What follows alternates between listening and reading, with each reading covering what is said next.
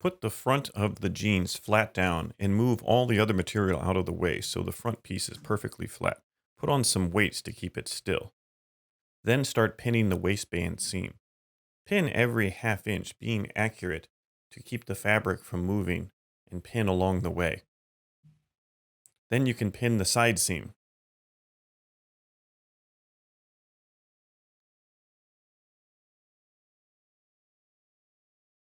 Also pin the pocket, being careful to be accurate.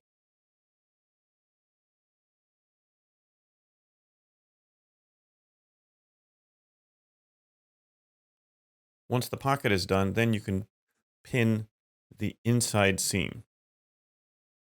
Go all the way along, down along the crotch.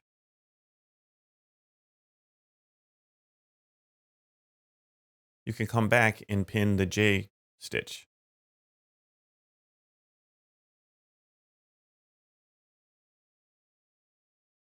At the bottom of the pants, you can merely trace the end. Now connect your dots carefully with your pencil.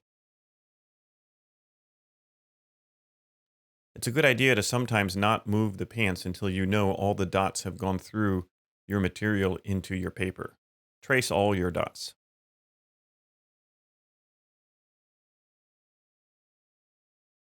Once you have your dots traced, notice that this doesn't look so straight. I've made it in marker so you can see.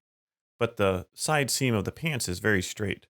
Sometimes you have to correct your dots and draw what the pattern should be by drawing a straight line. You should draw your line in pencil. Sometimes the pants actually are curved. In this case, look at the pants and decide. In this case, you could use a hip curve to match the curve of the original garment. Each pair of pants will be different. Use your variform curve to draw in the crotch lines. Notice that the hip curve doesn't work here, so you need a more dramatic curve. Line up the most matching curve and then trace your lines in pencil.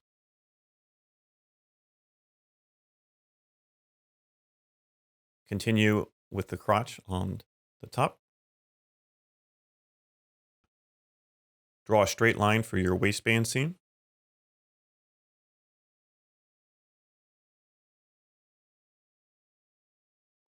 Then we want to draw right angles down at the hem of the pants. It may not be a right angle all the way up, but it will make it easier to hem the pants if the bottom two parts are at 90 degrees. Use your triangle to make sure.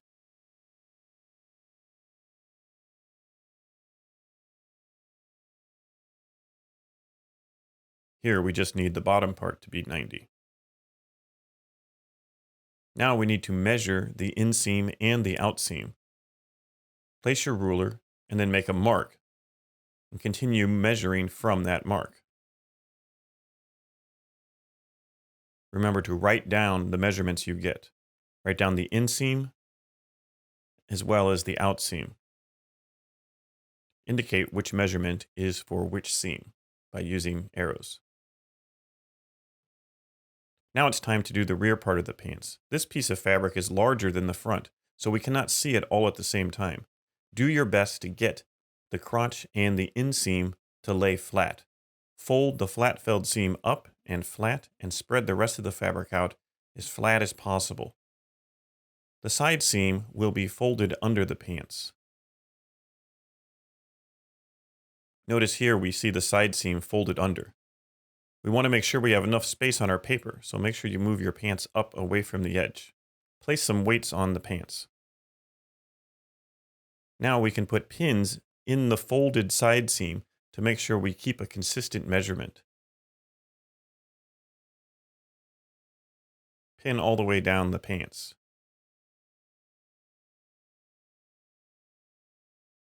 Now you can trace around the inseam of the pants. You can also trace the temporary outseam where the folded fabric is. Be careful not to press in too far. Now you can pin the crotch seam. Be careful and accurate, pinning every half inch. If your jeans or pair of pants have a yoke, ignore it for now.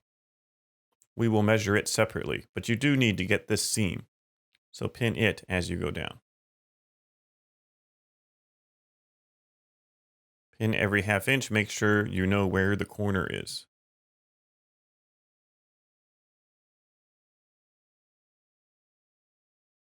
We can also pin the location of the pocket.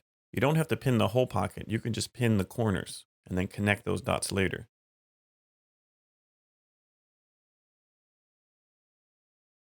Also, for reference, indicate where the yoke seams are in case it is necessary. Now, there are two ways to extend it. You can use a ruler and measure, and then pull the ruler out and mark what the distance is. This can be a very accurate way, but sometimes it can be confusing. Continue down the pants, measuring from the side seam how much fabric is underneath, and then extend out from the pants, being careful not to stretch the fabric. I find it easier to use a piece of paper. Lay the paper down, mark where the fabric fold is, move the paper out, and mark on the dot. You'll notice that for a while, the measurement will be the same, but it's important to check every time. As you move farther down the pants, you'll notice that the side seam is being more narrow. So cross out your old mark and make a new one. Continue all the way down the side seam. You should do this very often, a half inch to an inch at a time. Connect all your dots and draw the hem of your pants. Notice that it has to come down to the outside part. Here, this particular pair of pants has a slight curve on the side seam of the rear. So I'm using the hip curve to draw that, and then tapering it into the straight leg of the pants. Sometimes you need to flip the hip curve the opposite way to get a good taper. You want it to be smooth and even. The top of the J should come up at 90 degrees, just at the beginning. Then you can use your vary curves to continue connecting the dots into a smooth transition.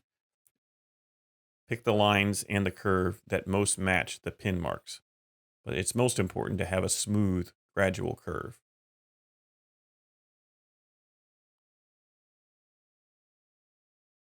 Erase any lines that are not needed.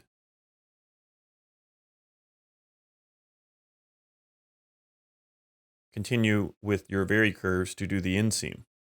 Start at the top. You may need to switch to a hip curve to continue the taper down to the straight legs of the pants.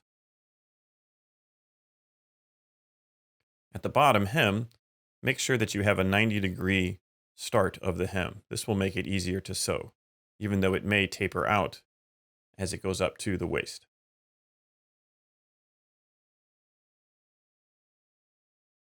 Now it's time to measure the inseam and the outseam on the rear part of the pants. This must match the original. We also need to measure the yoke on the side seam. We need to start our measurement of the side seam from the top of the yoke. Mark it on your pattern. Then use your ruler to measure all the way down the side seam. Here I got different measurements for my front and back. These are very close, and so then I can mark, as I've shown you here, and extend the hem of my back part. Now we need to pin the yoke. Lay it down as flat as possible, and then pin all the seams of the yoke.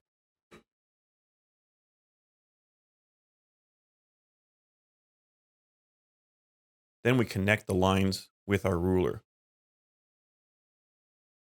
This will get the general shape of the yoke, but we need to double check our measurements off the actual piece because it can't lay perfectly flat. I will mark the measurement I took earlier for the yoke. Notice that it's just slightly off from the pins. It's important to be accurate here. I will correct my measurement. I will also mark the actual length of the yoke as measured. Then extend my line down. You can see that the yoke is a little bit bigger than the form it takes. That's because it goes around a curve. So make sure you don't stretch too far, but lay the fabric out with straight grain and measure. Measure the height of the waistband. Remember, you need to double this. Now it's time to measure the fly facing You can just get a general measurement off the piece and then draw it on your pattern paper. Measure the height and the width and note the curve. We can also pin the front pocket. It's easier to turn the pants inside out for this operation. Pin all the way around the pocket.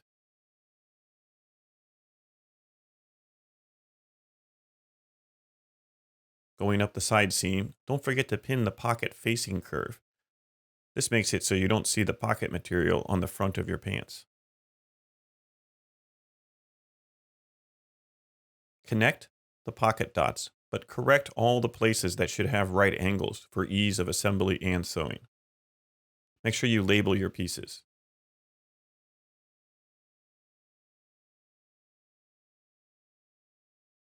We can also pin the actual shape of the back pocket since it is folded over when we made the back leg pattern. Just connect your dots on your pattern paper. Now it's time to cut all the master pattern pieces out before we add seam allowances to our pattern. Don't forget to make your fly and J facings. These are all the pieces you will have after you are done. You will also have the back leg piece and the front leg piece. Now on new pieces of paper, lay your pattern pieces down and mark your seam allowances. You can either mark them from the pattern pieces like this or trace them on the paper and then mark from your traced lines. Either way you do it, make sure you are accurate and take your time and add the seam allowances that you desire for your sewing operation. On the curves, make sure your ruler is perpendicular to the curve to get an accurate seam allowance. Don't forget the fly facing needs to be mirrored, so trace it once.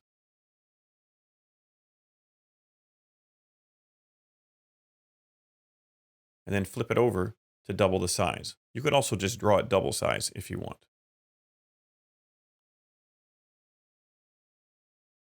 Then this method shows that if you trace your pattern pieces, you can still add the seam allowances right on the paper. Sometimes this is a good idea so you can check for accuracy along the way of the width of your seam allowances. Repeat this for all the pieces in your pattern, and then you are ready to sew a slick pair of pants.